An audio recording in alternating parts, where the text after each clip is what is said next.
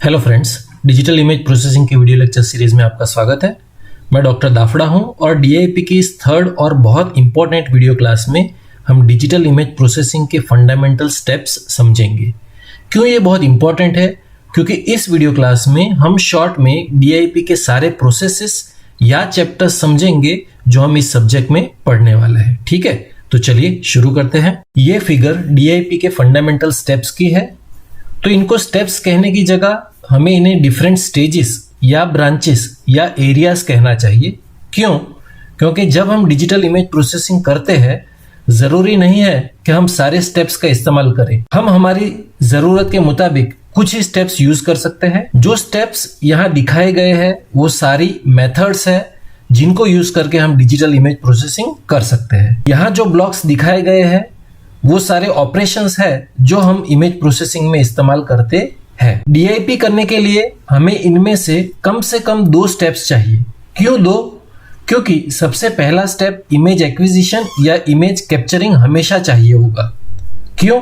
क्योंकि अगर हम इमेज प्रोसेसिंग करना चाहते हैं तो इमेज तो कैप्चर करना ही पड़ेगा, और इमेज कैप्चर करने के बाद हम इमेज एनहांसमेंट कर सकते हैं या इमेज एनहांसमेंट ना करके हम सिर्फ इमेज रिस्टोरेशन कर सकते हैं या मॉर्फोलॉजिकल प्रोसेसिंग कर सकते हैं या अलग स्टेप्स का कॉम्बिनेशन भी कर सकते हैं, मगर कम से कम 2 स्टेप्स की जरूरत होगी। ओके, तो डीआईपी में 7 फंडामेंटल स्टेप्स या स्टेजेस होते हैं, 1 2 3 4 5 6 और 7, और बाकी के 2 स्टेप्स या स्टेजेस ऑप्शनल होते हैं मगर ये भी बहुत जरूरी होते हैं। तो प्रॉब्लम डोमेन से शुरुआत करते हैं।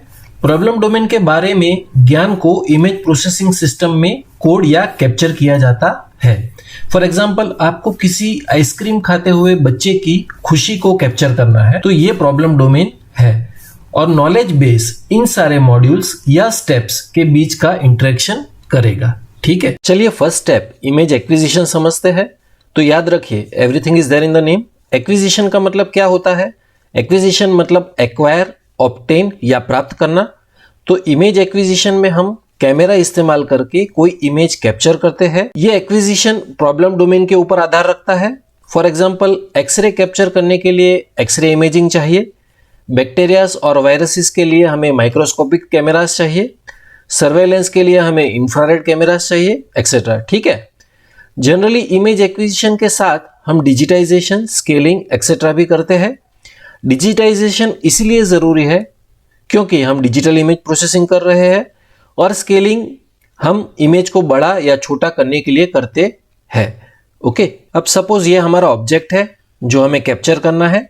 लाइट ऑब्जेक्ट पे गिरती है और रिफ्लेक्ट होती है, और सेंसिंग एलिमेंट से वो उसको एक इमेज प्लेन के ऊपर ट्रांसफर करती है। ये इमेज प्लेन एनालॉग हो सकता है, इसीलिए इसको हमें डिजिटल प्लेन में कन्वर्ट करना पड़ेगा और हमें एक इमेज मिलेगी जो पिक्सल से बनी होगी। उसी तरह से यहाँ देखिए, ये वो इमेज है जो हमें कैप्चर करनी है। तो कैमरा यूज करके हम किसी बच्चे की खुशी जो आइसक्रीम खा रहा है वो कैप्चर कर सकते हैं। चलिए आगे बढ़ते हैं और नेक्स्ट स्टेप समझते हैं जो इमेज एनहांसमेंट है। इमेज एनहांसमेंट का मतलब क्या होता है? एनहांस करना मतलब अच्छा करना या क्वालिटी इंप्रूव करना। तो इमेज एनहांसमेंट इमेज में बदलाव करना है, जैसे कि ब्राइटनेस या कॉन्ट्रास्ट बढ़ाना या घटाना, ताकि जो रिजल्ट मिले वो ओरिजिनल से अच्छा हो। ये इमेज एनहांसमेंट सब्जेक्टिव या व्यक्ति आधारित होता है। क्यों? क्योंकि ये पर्सन टू पर्सन अलग हो सकता है। जैसे किसी व्यक्ति को ज्यादा ब्राइटनेस अच्छी लगती है और किसी और को ज्यादा कॉन्ट्रास्ट पसंद होता है। यहाँ पे ये इमेज एक डल इमेज है और कॉन्ट्रास्ट बढ़ाने के बाद ये एक अच्छी इमेज बन जाती है। इसी तरह से यहाँ ये डार्क इमेज है जो हिस्टोग्राम इक्विलाइजेशन के बाद अच्छी और आकर्षक बन जाती है। नेक्स्ट स्टेप है इमेज रिस्टोरेशन। रिस्टोरेशन का मतलब क्या होता है? रिस्टोर का मतलब है इमेज को उसकी मूल स्थिति में वापस लाना। तो ये प्रोसेस से किसी इमेज को जो नॉइस, ब्लरिंग या अन्य कारणों से बिगड़ गई हो उसे उसकी मूल स्थिति में वापस लाया जा सकता है। ये मैथमेटिकल या प्रोबेबिलिस्टिक मॉडल्स यूज करता है और ये ऑब्जेक्टिव है, जिसका मतलब है ये सिर्फ एक तरीके से किया जा सकता है, ये व्यक्ति से व्यक्ति अलग नहीं होता है। ये इमेज में कोई पीरियोडिक नॉइस आ गया है और रिस्टोरेशन के बाद ये इमेज क्लियर बन जाती है। इसी तरह से इस इमेज में से भी नॉइस निकाला गया है। नेक्स्ट है मॉर्फोलॉजिकल इमेज प्रोसेसिंग। मॉर्फोलॉजी का मतलब क्या होता है? मॉर्फोलॉजी मीन्स स्ट्रक्चर्स या शेप। मॉर्फोलॉजिकल प्रोसेसिंग इमेज संरचनाओं या आकृतियों को निकालने की प्रक्रिया है जो आकृति के प्रतिनिधित्व और विवरण के लिए उपयोगी होते हैं। इसमें इरोजन, डायलेशन, ओपनिंग, क्लोजिंग जैसी प्रोसेसेस होती है। इरोजन का मतलब होता है कटाव या निकालना। फॉर एग्जाम्पल सॉइल इरोजन में मिट्टी का कटाव होता है, तो इरोजन किसी ऑब्जेक्ट बाउंड्री में से पिक्सेल्स का कटाव करता है, जबकि उसका उल्टा डायलेशन होता है जिसमें हम पिक्सेल्स जोड़ते हैं। और इन दोनों से अच्छे ओपनिंग और क्लोजिंग होते हैं जो इनके एडवांस्ड वर्जन होते हैं। जैसे कि यहाँ इस इमेज में फिंगरप्रिंट्स ठीक से नहीं दिख रही है, तो हम इन मॉर्फोलॉजिकल प्रोसेसेस का इस्तेमाल करके इन फिंगरप्रिंट्स की क्लियर इमेज पा सकते हैं। इसी तरह से यहाँ भी हमने अलग अलग मॉर्फोलॉजिकल प्रोसेसिंग करके ये इमेजेस प्राप्त की है। नेक्स्ट स्टेप इमेज सेगमेंटेशन है।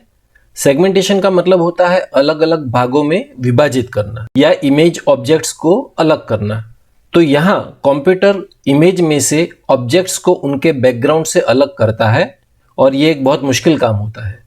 सेगमेंटेशन ऑटोमेटिक, रिजिड या इरेटिक टाइप्स के हो सकते हैं। अब इस इमेज में से हमें इन दो ऑब्जेक्ट्स को विभाजित करना है, मगर हम देख सकते हैं कि इस सेकंड ऑब्जेक्ट क्रॉस के लिए उसकी शैडो भी विजिबल है। तो इमेज सेगमेंटेशन के बाद हम इन ऑब्जेक्ट्स को सेपरेट कर पाते हैं, वो भी बिना इस शैडो के, जो हम इस ग्राफ में भी देख पा रहे हैं। और ये हम थ्रेशोल्डिंग या ब्लैक एंड व्हाइट कन्वर्जन करके करते है। इसी तरह से यहाँ हम बोर्ड, आइसक्रीम वगैरह चीजों को अलग कर सकते हैं। नेक्स्ट ऑब्जेक्ट रिकॉग्निशन है, जो एक बहुत ही एडवांस्ड प्रोसेस है। ऑब्जेक्ट रिकॉग्निशन का मतलब है वस्तु पहचान, जहाँ कंप्यूटर स्वयं इमेज में से वस्तुओं की पहचान करता है। यहाँ डिस्क्रिप्शन या विवरण के आधार पर किसी चीज जैसे डिस्प्ले बोर्ड को लेबल असाइन किया जाता है या पहचाना जाता है। सही मायनों में ऑब्जेक्ट रिकॉग्निशन के लिए मशीन लर्निंग और आर्टिफिशियल इंटेलिजेंस की भी बहुत जरूरत पड़ती है। इस इमेज में आइरिस फ्लावर्स को उनकी पंखुड़ी की लेंथ और विड्थ के आधार पर अलग किया गया है। इसी तरह यहाँ हम डिस्प्ले बोर्ड की पहचान कर रहे हैं। Next step representation and description या प्रतिनिधित्व और विवरण है। रिप्रेजेंटेशन का मतलब होता है दिखाना और डिस्क्रिप्शन का मतलब होता है समझाना। तो रिप्रेजेंटेशन में हम इमेज डेटा को सूटेबल फॉर्म में कन्वर्ट करते हैं ताकि कंप्यूटर प्रोसेसिंग कर सके। डिस्क्रिप्शन उसमें से फीचर्स या विशेषताएं निकालता है जो आगे जाके ऑब्जेक्ट रिकॉग्निशन के काम आता है। तो actually representation and description object recognition से पहले आता है। रिप्रेजेंटेशन दो टाइप्स का हो सकता है, बाउंड्री रिप्रेजेंटेशन और रीजनल रिप्रेजेंटेशन। फॉर एग्जाम्पल इस इमेज की बाउंड्री रिप्रेजेंटेशन कुछ इस प्रकार की मिलती है, जिसमें से हम फीचर्स निकाल सकते हैं। नेक्स्ट स्टेप इमेज कॉम्प्रेशन है। कॉम्प्रेशन का मतलब साइज कम करना है। तो इमेज कॉम्प्रेशन से हम इमेज की साइज कम करते हैं, इमेज क्वालिटी को कम से कम नुकसान पहुंचाते हुए। इमेज कॉम्प्रेशन से डिस्क स्टोरेज स्पेस तो बचती ही है, साथ में बैंडविड्थ भी बचती है। आजकल इमेज कॉम्प्रेशन बहुत जरूरी है क्योंकि हम रोजाना इंटरनेट से लाखों करोड़ों इमेजेस ट्रांसफर करते हैं। ये इमेज अलग अलग कॉम्प्रेस्ड इमेज साइजेस दिखाता है और इस इमेज में हम देख सकते हैं कि 50% कॉम्प्रेशन करने के बावजूद भी इमेज की क्वालिटी काफी अच्छी है। चलिए आखिर में last topic colour image processing समझते हैं। कलर इमेज प्रोसेसिंग की पॉपुलैरिटी का सबसे बड़ा कारण डिजिटल इमेज प्रोसेसिंग है।